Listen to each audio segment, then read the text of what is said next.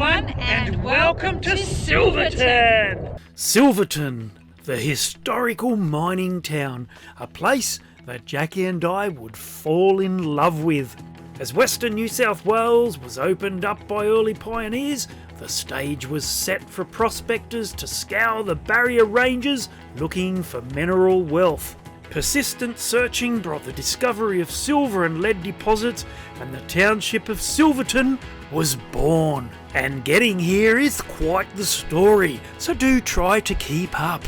Jackie and I left the living desert after 7 glorious days camping, a place we were definitely going to miss. And we headed the 12 kilometres back to Broken Hill, where we had already booked in to stay at the Broken Hill racecourse. You see, wife Jackie was planning to do some nursing work in Broken Hill. So for the next week we made this fabulous race course which offers caravan camping with super friendly and helpful managers our home. So whilst Jackie waited for a start date at the hospital, we got busy exploring the beautiful Broken Hill. Of course, 7 days is nowhere near enough time to see everything. Jackie and I only scratched the surface before heading out to Silverton.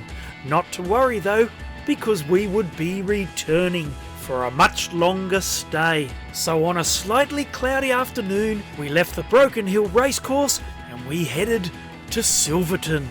Well, after a busy day in Broken Hill, we did the city walking tour. We are heading out to Silverton. We finally packed up. Bloody 4 o'clock. We're heading out to Mad Max country. Ha ha! 2 days ago I saw a vehicle of that at all, that tanker. Want to get out of here? Talk to me. Not having seen any rain since Melbourne Cup Day at Menindee, Jackie and I were pleasantly surprised. We get all kinds of weather out here. But as quickly as the rain came, it went. So after our 25 kilometre drive, we had arrived at Penrose Park in Silverton. This historic recreation and camping area is open to the public and has affordable sites for all your camping needs. Whether you're after a quiet camping spot, family barbecue, an eventful weekend, or just a week away from it all, Penrose Park is the place for you. It certainly was the place for Jackie and I, because we absolutely fell in love with it. Here we are, we've arrived in Mad Max country, Silverton. Not only Mad Max country, Silverton is home to thousands of birds. And although it only has a population of 60 people, well, now that Jackie and I are here at 62, it is far from being a ghost town. The village is now managed by the Silverton Village Committee, which includes members of the local population and 2 government departments. The town is enjoying a new lease of life, breathed into it by visitors interested in its mining history, art galleries, and its popularity as a television and movie location. Movies such as Razorback, Wake in Fright, the Slim Dusty movie, Mission Impossible 2, and of course Mad Max 2 The Road Warrior were filmed in and around Silverton. First day here in Silverton and we're heading out to the Mad Max Museum! I don't know about Jackie, but I was certainly beside myself with excitement. Being a huge Mad Max fan, not only a fan of the movies, but a huge fan of our Australian muscle cars. So naturally, this was our first port of call in Silverton. Jackie and I had a fantastic time here, which included meeting this bloody legend, Adrian, owner and creator of the Mad Max 2 Museum. Of course, there's way too much stuff to put in this video about the museum and of course the movie, so our next video will be totally devoted to our Mad Max experience. Day 1 here on location in Silverton. We've had a brilliant day checking out the Mad Max 2 Museum. That was a lot of fun. Highly recommend it. And we are now heading out to the Monday Lookout. Monday Lookout and Plains, home to the Broken Hill Monday Bash, the family-friendly festival for lovers of camping, caravanning and outback adventure. And of course this was where the opening scene to Mad Max 2 The Road Warrior was filmed, as well as the closing truck crash scene.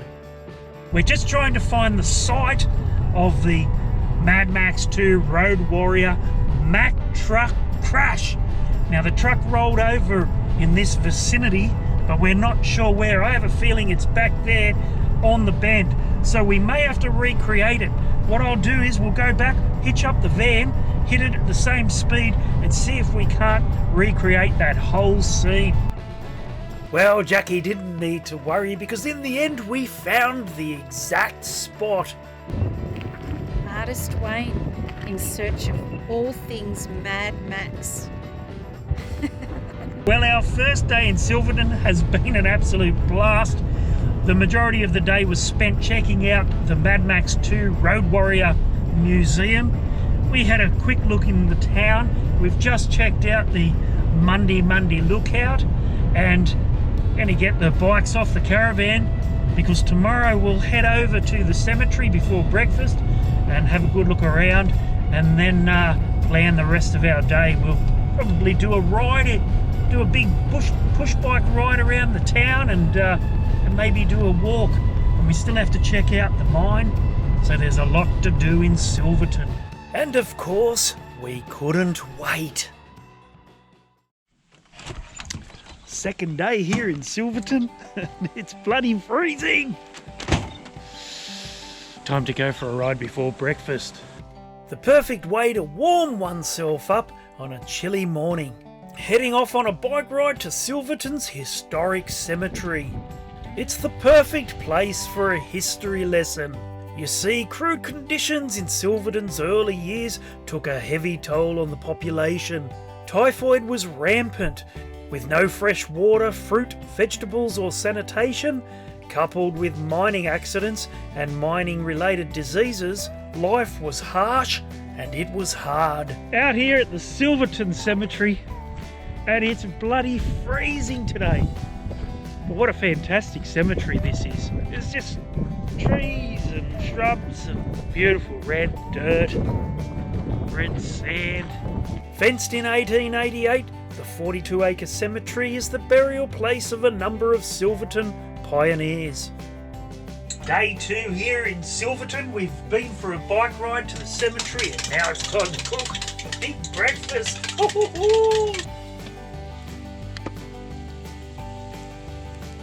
After a hearty breakfast, we were off once again, this time to see if we could book a camel ride, which unfortunately was booked out. Not to worry though, we just have to make do with our push bikes as we toured the town of Silverton.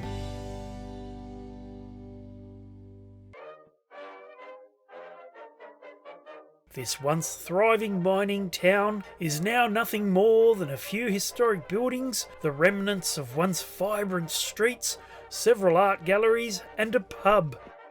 When, in 1883, the tiny mining settlement of Umbarumbaka moved 2 kilometres southwest to a place where there was a store and a hotel, so the locals decided to give it a bleeding obvious name, and the new silver mining town simply became Silverton.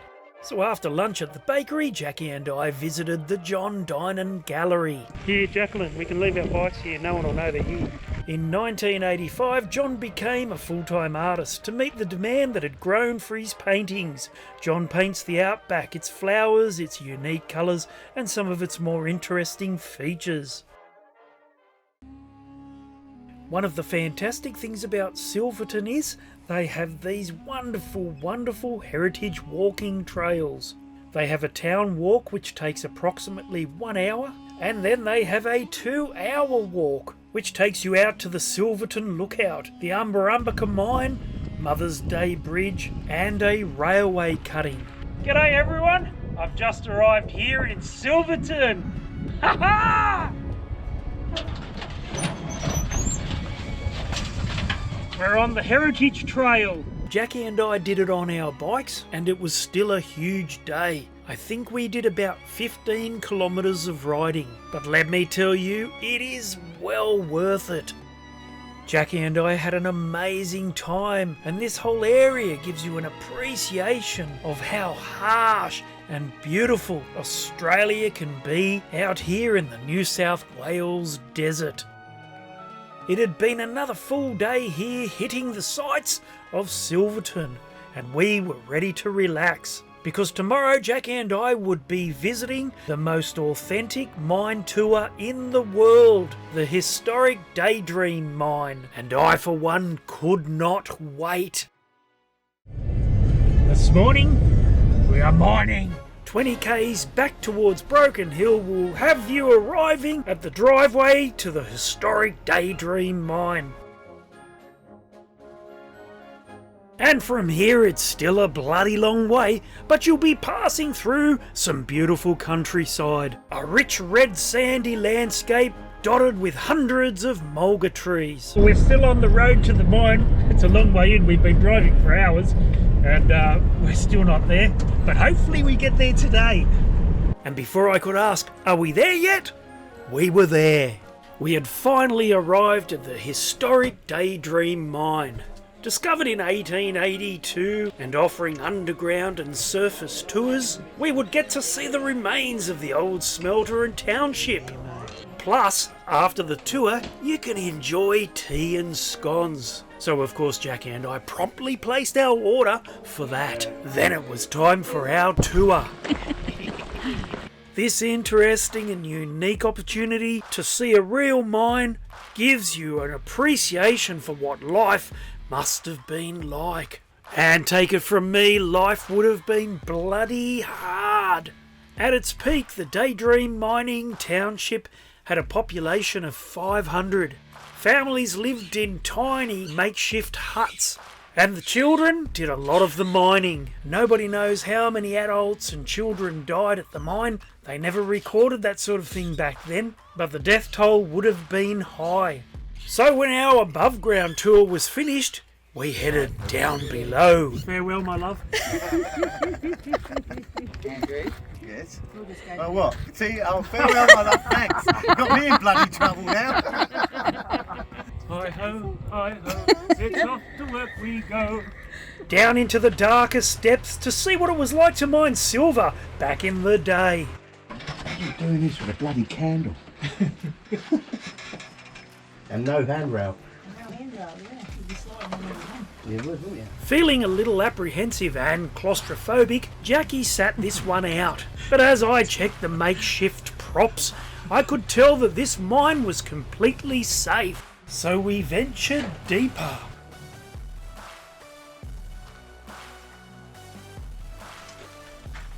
G'day, mate. Silver. Our tour guide Rob showed us how they hammered a chisel into the walls so that they could insert a stick of dynamite, and all this work was done by candlelight. It's very romantic. And when all the lights go out... Oh. That's what it's like with no lights, you know, it's just pitch black. Who's touching my leg?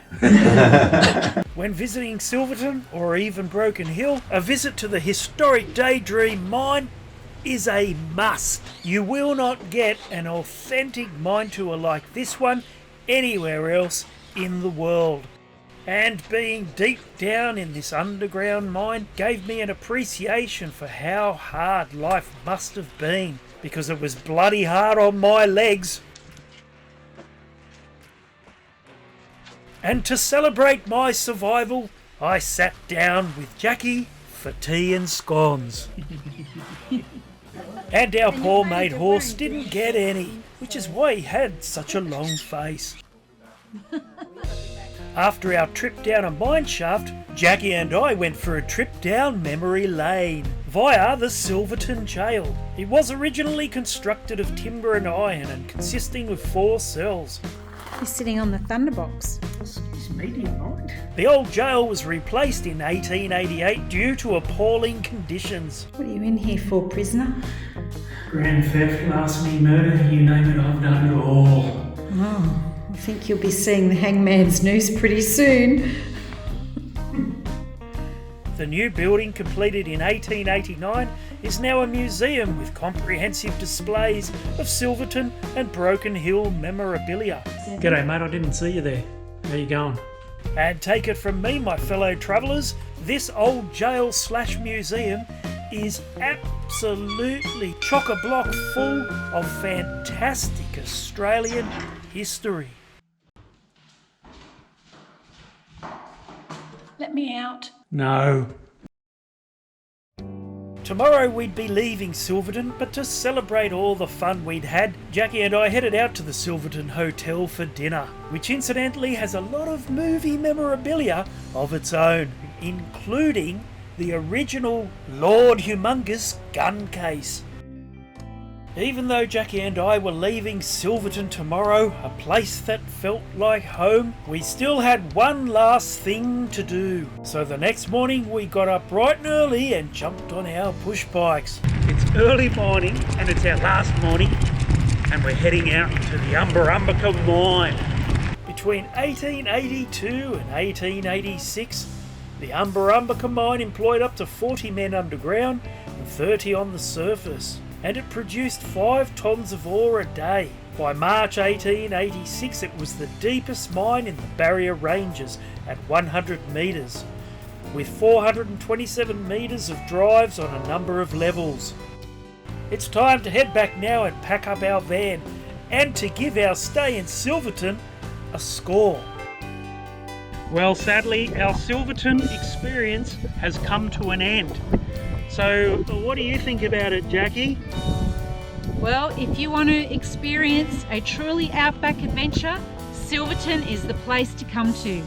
It's got the Daydream Mine, the John Dyson Gallery, the Mad Max Museum, and much more. I just loved it. Fantastic. What about a score? Oh, a 5 out of 5, of course. Yes, it is an outback experience. It's a must-see, and you have to spend days here. We haven't even spent enough time here. We've been here for 5 days. It's not enough, but we have to get back to Broken Hill. I know I only touched on the Mad Max 2 museum in this video, but the next video is all about the Mad Max 2 Road Warrior Museum. So we had a fantastic time here, and it's a big, easy 5 from me, except for the flies. We can't stand the flies, but it's an easy 5 from me. I'm Artist Wayne. That's all we have time for. Hit the like and subscribe button, and we'll catch you next time. See you later. See ya!